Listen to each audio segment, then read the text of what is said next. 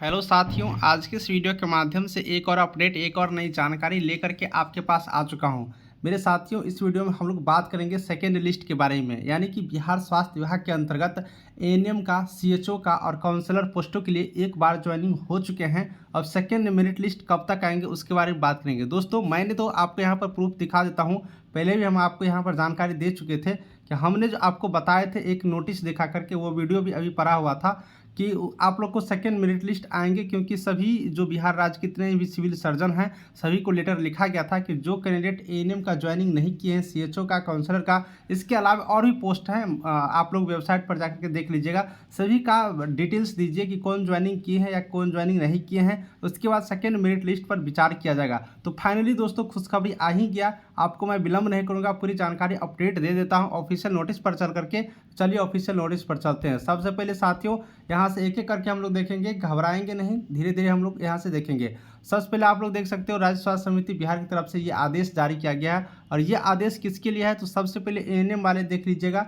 ANM वाले को joining करने के लिए 30/11/2022 तक मौका दिया गया था, लेकिन 30/11/2022 तक बहुत ऐसे कैंडिडेट हैं जो ज्वाइनिंग नहीं किए हैं। अब ये जो 30/11/2022 तक जो एएनएम ज्वाइनिंग नहीं किए हैं, 8,853 एएनएम की मैं बात कर रहा हूँ, विज्ञापन संख्या 5/2021 का। तो जो कैंडिडेट ज्वाइनिंग नहीं किए हैं उनको एक बार और मौका दे दिया गया है, और ये मौका जो है 29 अप्रैल 2023 तक है। तो जो कैंडिडेट अभी तक 8,853 एएनएम का अभी तक ज्वाइनिंग नहीं किए हो, जिनका मेरिट लिस्ट में नाम आ चुका था, वो 29 अप्रैल 2023 तक कर लीजिए। अगर ये कैंडिडेट योगदान नहीं करते हैं तो रिक्त पदों पर प्रतीक्षा सूची से चयन कर लिया जाएगा। यानी कि दोस्तों, सिंपल सी बात है कि दूसरा मेरिट लिस्ट यहाँ पर निकाले जाएंगे, क्योंकि आप लोग जानते ही हैं कि जो कैंडिडेट ज्वाइनिंग करना होता तो कर ही लेता। थोड़ा बहुत मान लीजिए छूट गया, तो उम्मीद करता हूँ कि फिर भी सारे कैंडिडेट ज्वाइनिंग नहीं करेंगे, कुछ न कुछ सीट खाली रह ही जाएंगे। इसके साथ ही दोस्तों, आप लोग को मैं एक बात और कहूँगा कि 300 कुछ सीटों के लिए यहाँ पर रिजल्ट नहीं जारी किए गए थे। तो जो कैंडिडेट यहाँ पर सेकेंड लिस्ट का वेट कर रहे हैं, थोड़ा सा डिपार्टमेंट पर आप लोग जाकर के बोलिए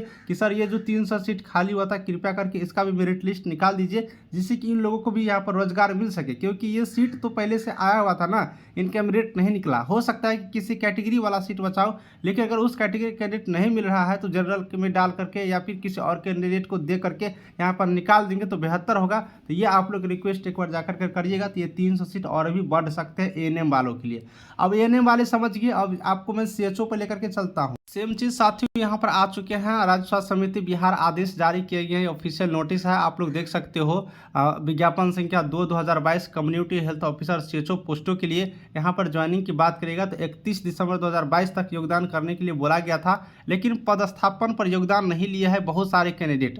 तो जो कैंडिडेट अभी तक ज्वाइनिंग नहीं लिए हैं, उन सारे कैंडिडेटों को एक बार और मौका दिया गया। कब तक? तो 29 अप्रैल 2023 तक। और अगर आप 29 अप्रैल 2023 तक नहीं आप ज्वाइनिंग करते हैं तो रिक्त पदों पर प्रतीक्षा सूची से चयन कर लिया जाएगा। यानी कि सिंपल सी बात है कि सीएचओ के लिए भी यहाँ पर वेटिंग लिस्ट तैयार है, और वेटिंग लिस्ट में से कैंडिडेटों को वहाँ पर ज्वाइनिंग दे दिए जाएंगे। तो उम्मीद करता हूँ कि जो सीएचओ कैंडिडेट थे उसके लिए भी खुशखबरी है कि आपको अब सेकेंड मेरिट लिस्ट बिल्कुल रूप से आएंगे। उसी तरह से अगर आप लोग दोस्तों यहाँ पर बात करेगा तो काउंसलर वालों के लिए भी सेम चीज़ है। काउंसलर वालों के लिए भी जो 2020 विज्ञापन संख्या था काउंसलर पोस्टों के लिए, उनको भी ज्वाइनिंग करने के लिए 7 अक्टूबर 2022 एवं 30 नवंबर 2022 तक योगदान करने का निर्देश दिया गया था। लेकिन बहुत सारे कैंडिडेट हैं जो योगदान नहीं किए हैं। अब नहीं किया है योगदान तो 29 अप्रैल 2023 तक कर लीजिए, नहीं करेगा तो प्रतीक्षा सूची से चयन कर लिया जाएगा। यानी कि वेटिंग लिस्ट से आप लोग को नाम दे करके उन सारे कैंडिडेटों को ज्वाइनिंग कर लिए जाएंगे। तो दोस्तों, आपने यहाँ पर देख लिया, जो भी कैंडिडेट एएनएम वाले कैंडिडेट हैं, या फिर यहाँ पर सीएचओ वाले कैंडिडेट है, या फिर काउंसलर है, इसके अलावा बहुत सारे पोस्ट और भी है, आप लोग ऑफिशियल वेबसाइट पर जाकर के देख सकते हैं। तो सारे कैंडिडेटों को 29 अप्रैल 2023 तक एक बार मौका